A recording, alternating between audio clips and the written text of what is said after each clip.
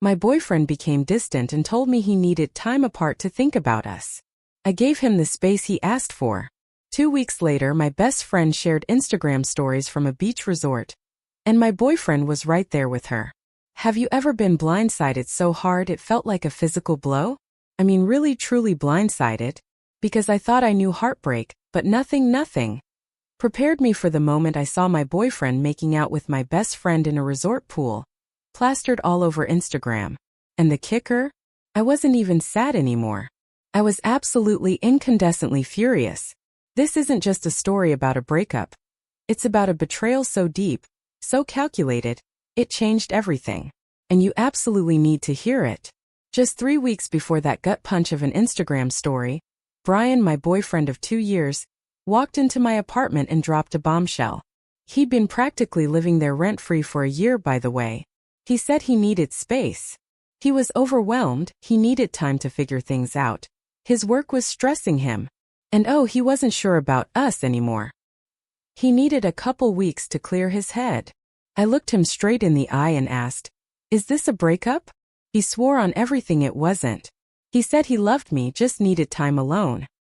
He was going to stay at his brother Steven's place, and we'd keep contact minimal. Fine. Whatever. I told him to take all the time he needed. I wasn't going to beg someone to stay who already had one foot out the door. He packed a single bag and left. Sucked, sure.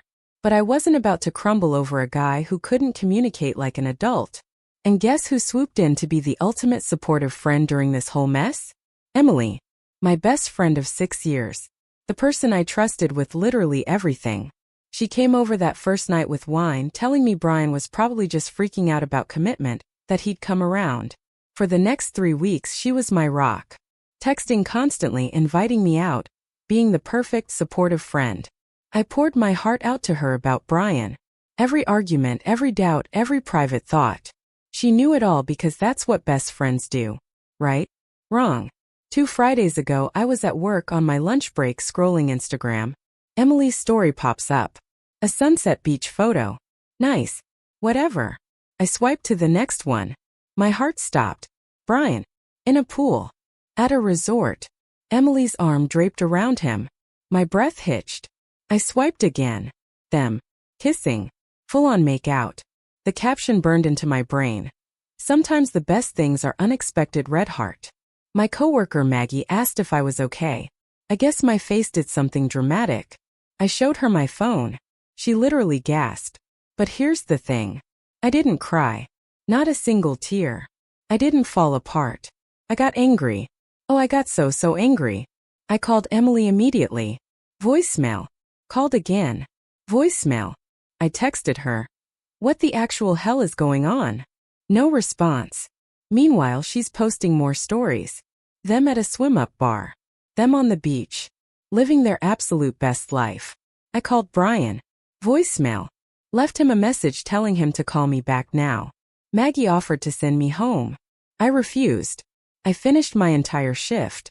I wasn't going to let them ruin my day any more than they already had. That night I went home, laptop open, and started my investigation. And guess what? Once I knew what to look for, the signs were everywhere. Brian commenting on Emily's gym selfies from months ago. Her posting from coffee shops near his work. Flirty comments between them that I'd somehow missed, brushed off as innocent banter. They'd been building up to this right in front of my face. My blood ran cold. I called my sister Josie. She was ready to drive down from Seattle and commit actual murder. I told her to calm down. I had this. I didn't know how yet, but I knew I wasn't going to just sit around feeling sorry for myself. That whole weekend, they paraded their betrayal all over social media. Neither of them answered a single one of my calls or texts. Radio silence. Monday at work I was fine. Focused. Some coworkers knew, of course. Word spreads. But I held it together. I wasn't going to give them the satisfaction of breaking me. Tuesday I drove past Steven's place where Brian claimed he was staying. His car wasn't there, obviously. He was in Florida. Wednesday afternoon, Emily finally called. She launched into this whole, "I'm so sorry, things just happened" speech. Said she and Brian had been talking for months and developed feelings. She said it so casually, like she was telling me about a new TV show.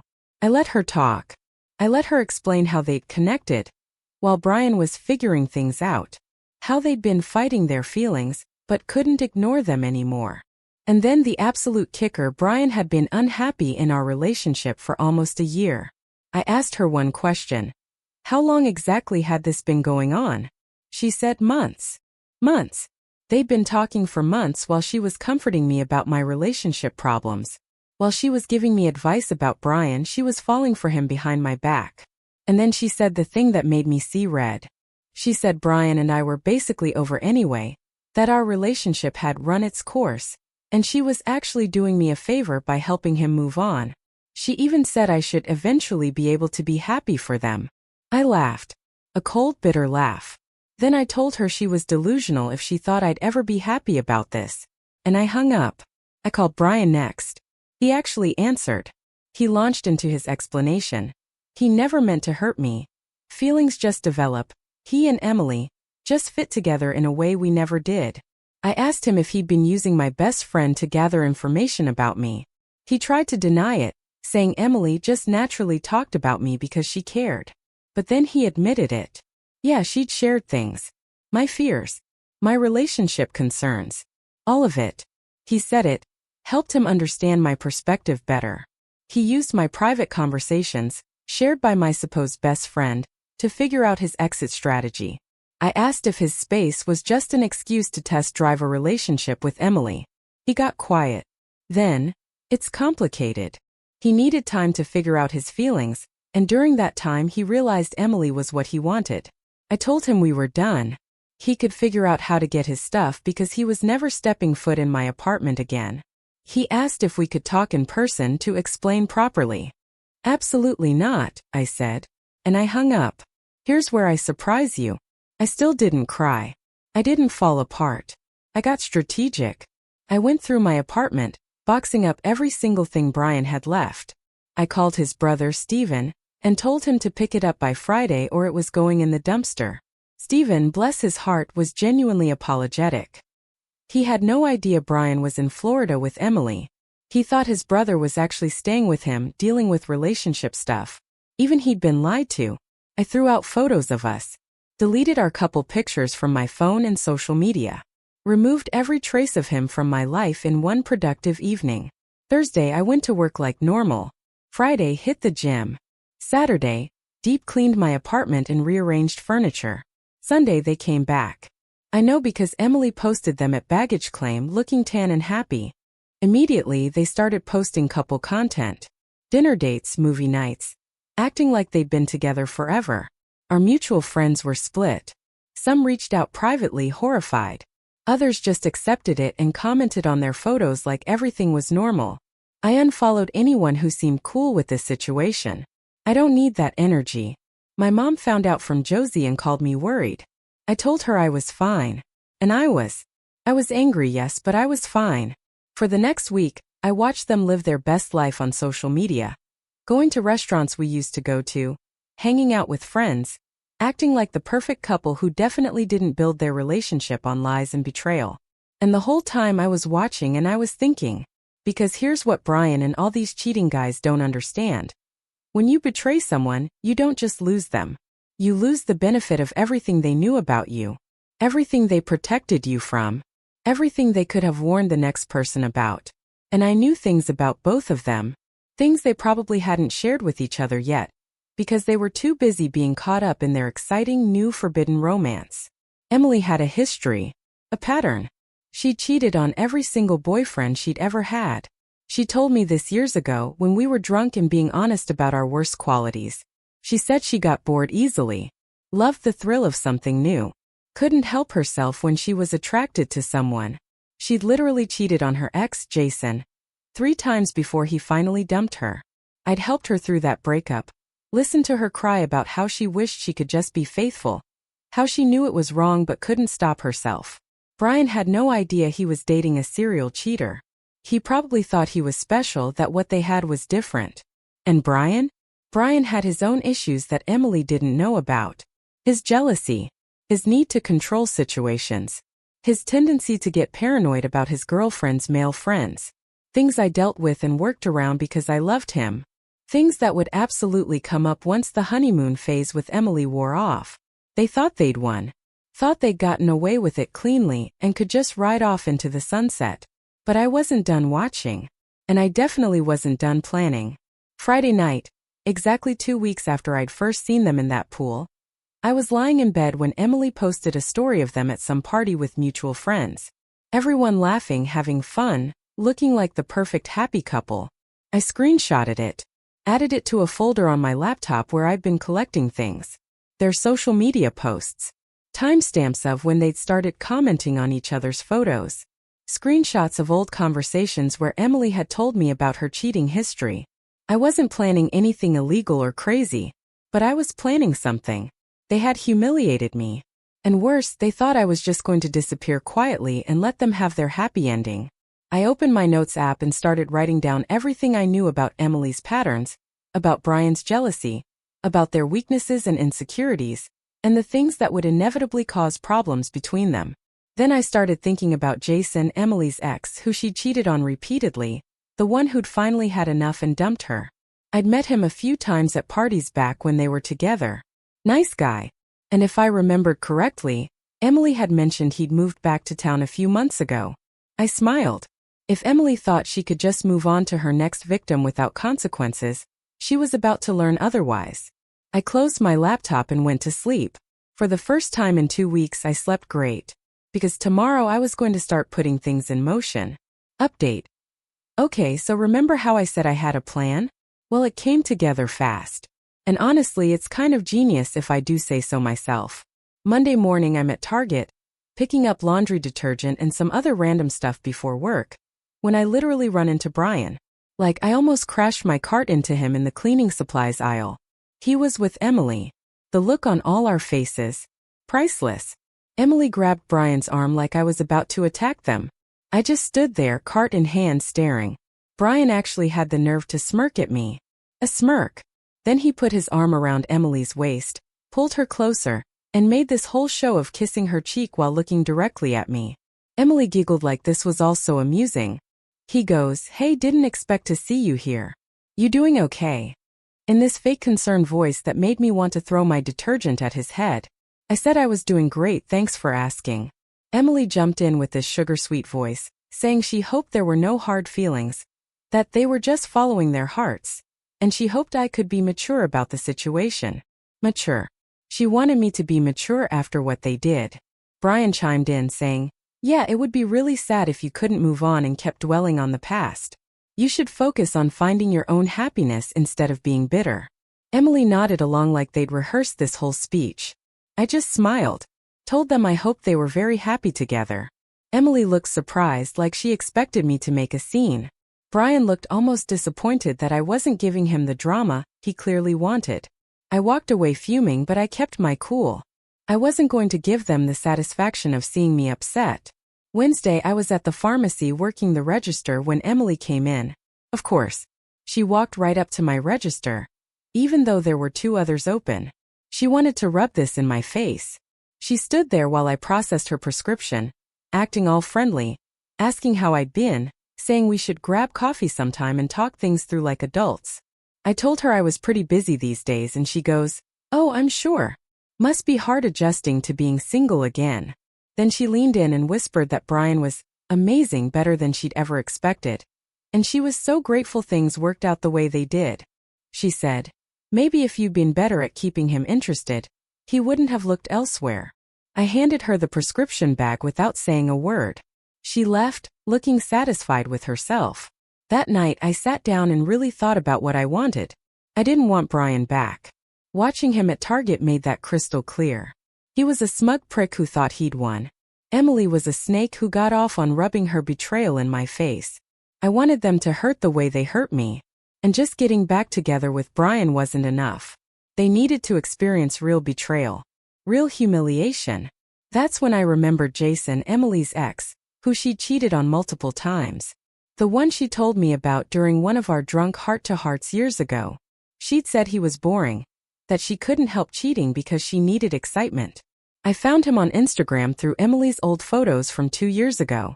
He looked like a decent guy into hiking and craft beer. Seemed pretty normal. I sent him a DM that Friday night, introduced myself as Emily's friend, and said I had some questions about their relationship if he had time to talk. He responded Saturday morning saying, "Sure. Happy to talk about Emily since she's apparently moved on to destroying other people's friendships now." He'd seen the social media drama. We met Sunday afternoon. Jason showed up in a hoodie and jeans, looking exactly like his photos. We grabbed a table in the back, and I just laid it all out for him. How Emily had been my best friend. How she'd slept with Brian while pretending to support me. The whole thing. He wasn't even surprised. He said that was classic Emily behavior.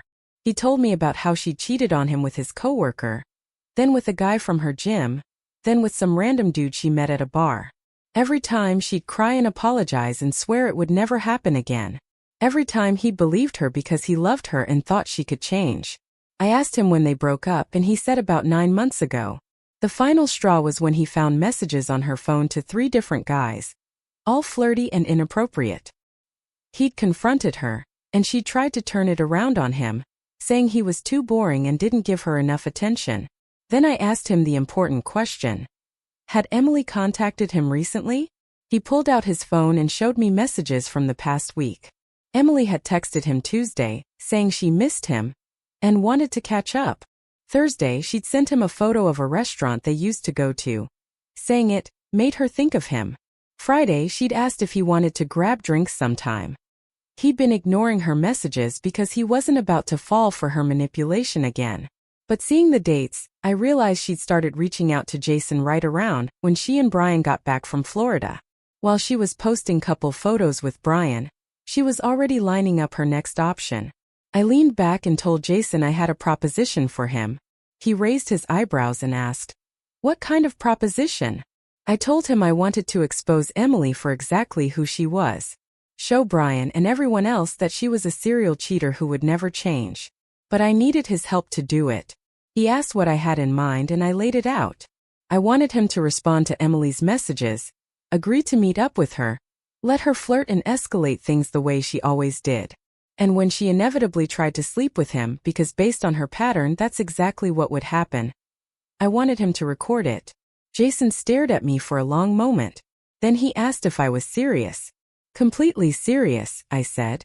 Emily destroyed my relationship and my friendship, and was now rubbing it in my face at every opportunity.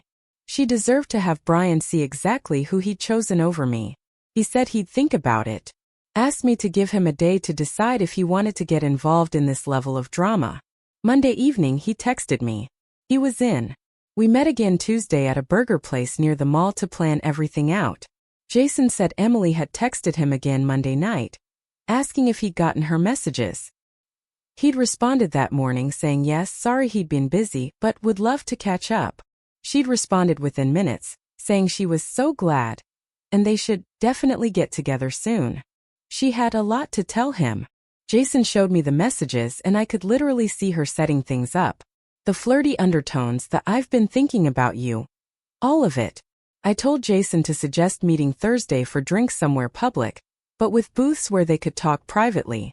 He sent the message while we were sitting there, and Emily agreed immediately. We spent the next hour going over the plan. Jason would meet her for drinks, let her talk and flirt and work her way up to suggesting they go somewhere more private. If she made a move, he'd go along with it but make sure his phone was recording.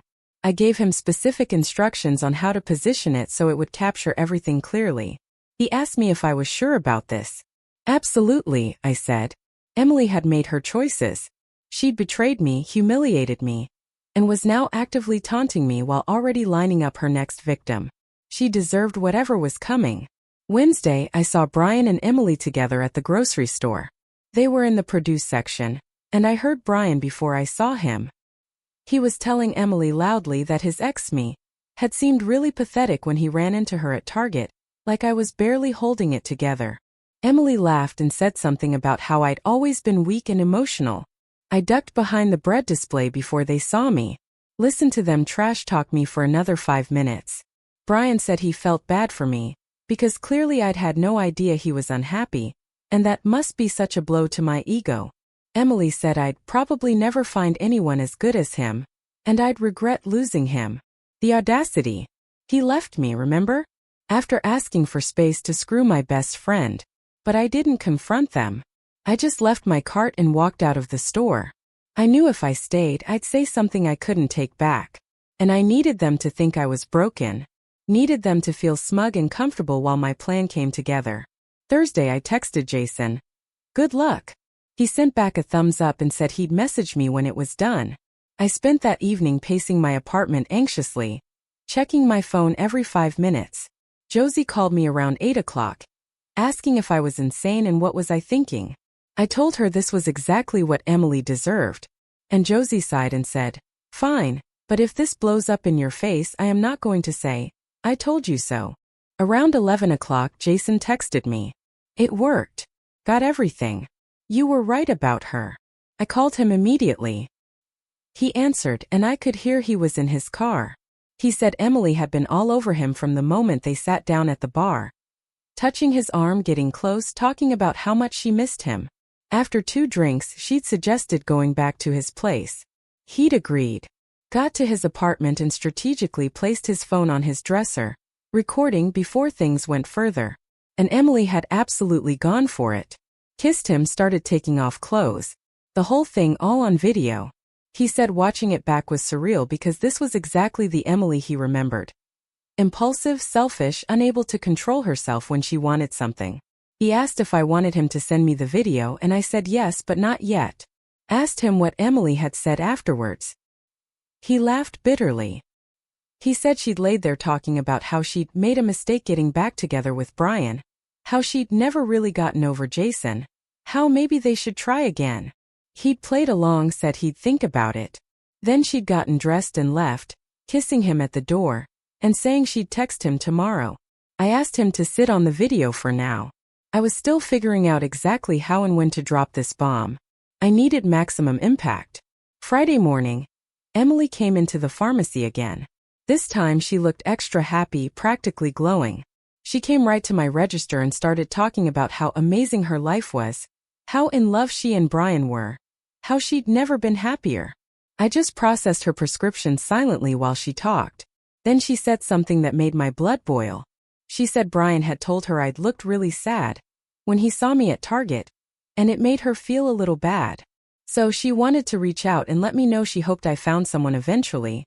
That, maybe if I worked on myself and figured out why I couldn't keep a man interested, I'd have better luck. Next time. I handed her the bag and smiled.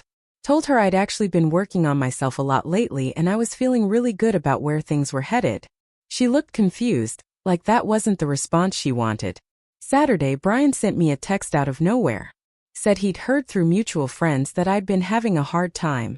And he wanted to make sure I was okay. That despite everything, he still cared about me as a person. I didn't respond.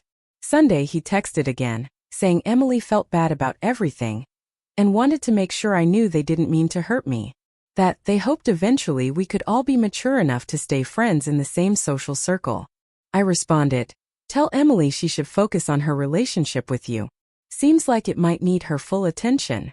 He sent back a confused emoji and asked what that meant. I left him on read. Monday Jason texted, asking if I decided what I wanted to do with the video. Said Emily had been texting him constantly since Thursday night, saying she wanted to see him again, asking when they could meet up. She was already fully checked out of her relationship with Brian, while still posting couple photos with him on Instagram. I told Jason to hold tight, that I was waiting for the perfect moment. And then Tuesday morning that moment arrived. Emily posted on Instagram a long caption about finding your soulmate and knowing when you found the one, with a photo of her and Brian at some restaurant. The comments were full of people congratulating them and saying they were such a cute couple. I screenshotted it and sent it to Jason, told him it was time. He called me and we made the final plan for exactly how this was going to go down. Wednesday evening I was going to make sure Brian and Emily both got exactly what they deserved. And I was going to enjoy every single second of it. Final update.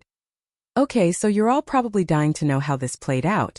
And honestly, it was even better than I imagined.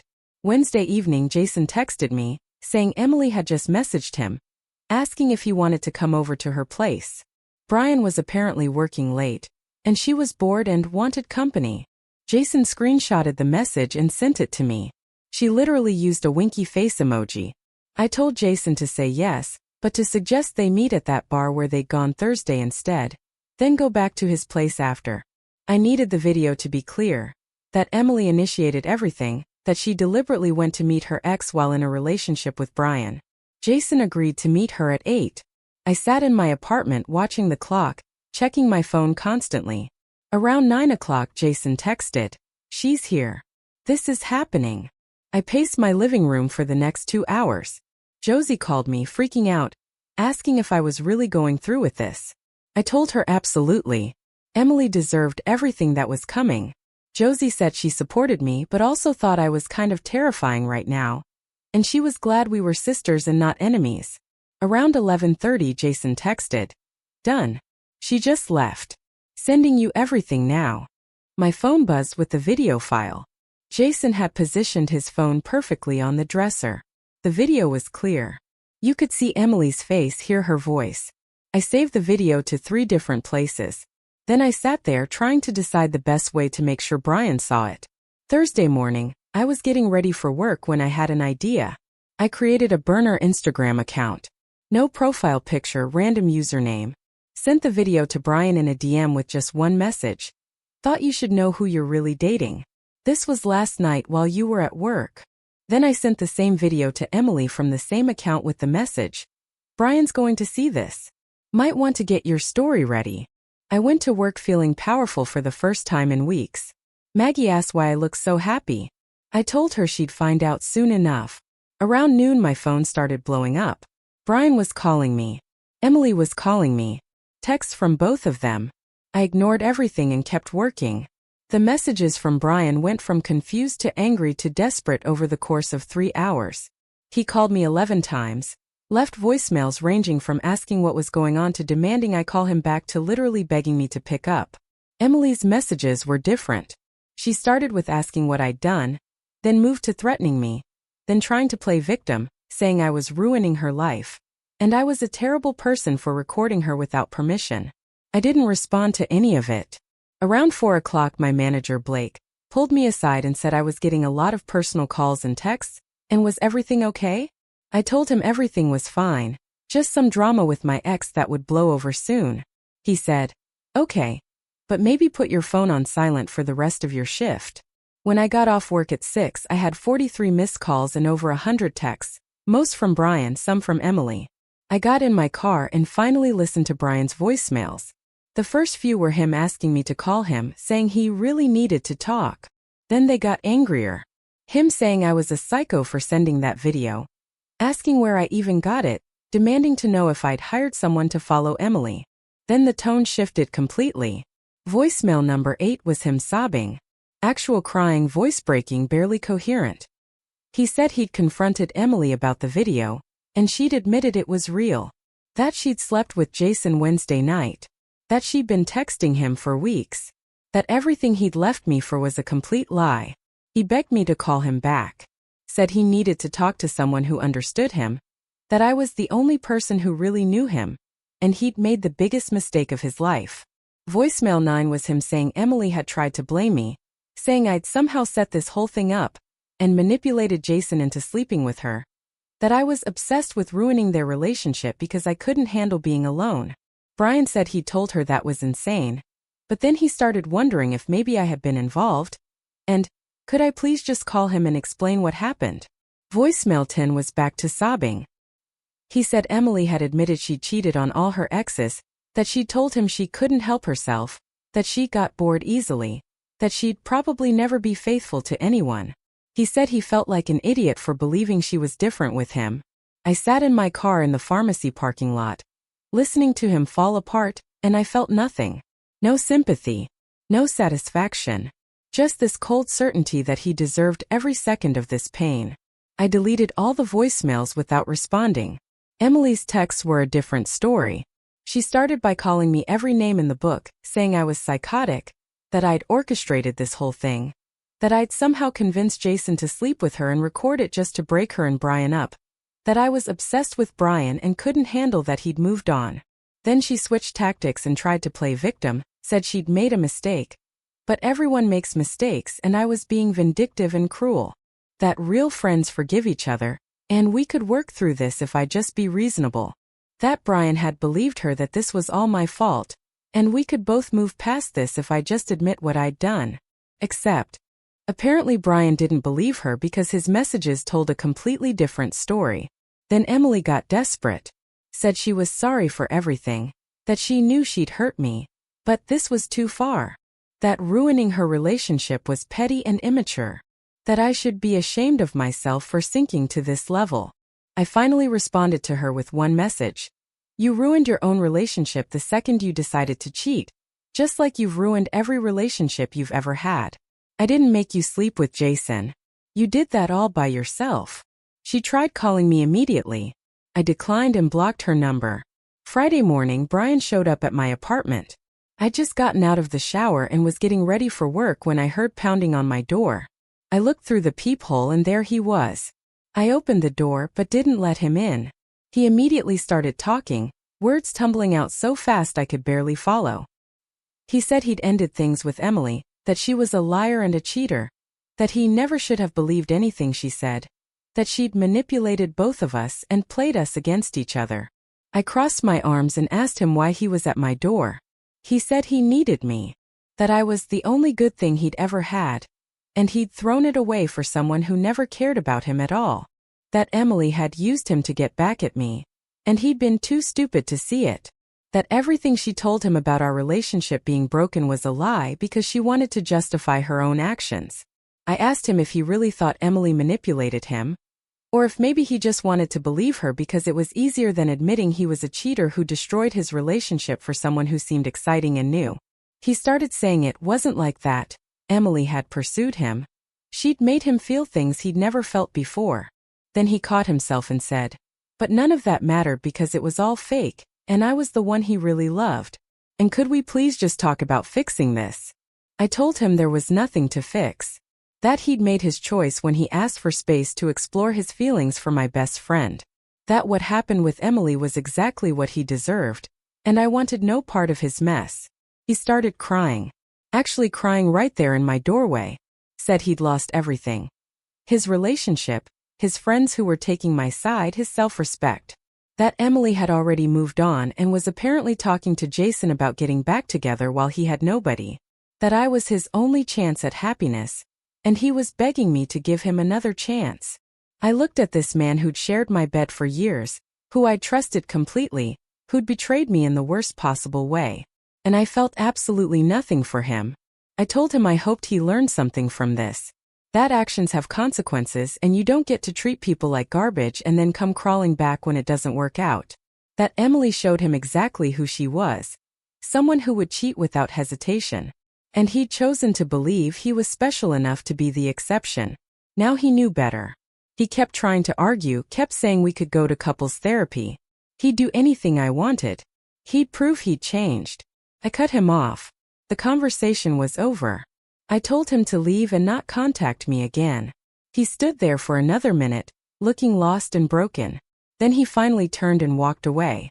Saturday, I went to lunch with Josie, who'd driven down from Seattle to check on me. She said she was proud of me for standing my ground with Brian, but also mildly concerned about my revenge plot. I told her it wasn't revenge. It was just exposing the truth. Emily was always going to cheat on Brian eventually. I just helped speed up the timeline. Josie laughed and said I was kind of scary when I wanted to be. And she was taking notes for if she ever needed to handle a cheating boyfriend. We spent the afternoon shopping and getting our nails done. And it felt amazing to just exist without the weight of Brian and Emily's betrayal hanging over me. I posted photos of us on Instagram and didn't give a single thought to whether they'd see it. Sunday, Jason texted me, saying Emily had been blowing up his phone all weekend. Apparently, she told Brian that Jason had pursued her and manipulated her into cheating, trying to make herself the victim. Brian hadn't believed her and had sent Jason a message apologizing for Emily's behavior, and saying he understood now that Emily was the problem, not Jason or me. Jason said it was wild watching Emily spiral and try to rewrite history when there was literal video evidence of her initiating everything. He asked if I felt satisfied with how everything turned out, and I told him absolutely. Emily got exposed. Brian got exactly what he deserved. And I got to move on knowing I'd made them both face consequences for their actions. Thursday, Brian sent me a message on Instagram from what looked like a burner account. Said he was moving in with his brother permanently because he couldn't stand being in town where everything reminded him of his mistakes. That he'd probably always love me and regret what he did. That he hoped someday I could forgive him, even if I never wanted to see him again. I didn't respond. Just blocked that account too. Friday, I was at the grocery store when I ran into Emily's friend, Deborah. She stopped me in the frozen food aisle and said she'd heard about everything that happened. I braced myself for her to defend Emily, but instead she said she'd always known Emily had problems with cheating, and she was glad someone finally called her out on it. That Emily had destroyed too many relationships with her inability to stay faithful, and maybe this would finally be her wake-up call. So yeah, that's the end of the story. And to Brian and Emily, if you're somehow watching this, I hope it was worth it. I hope those 2 weeks in Florida were absolutely amazing, because that's all you got before reality came crashing down. What do you think? Was I too harsh? Or did they get exactly what they deserved? I really want to know what you would have done in my shoes. Let me know in the comments below.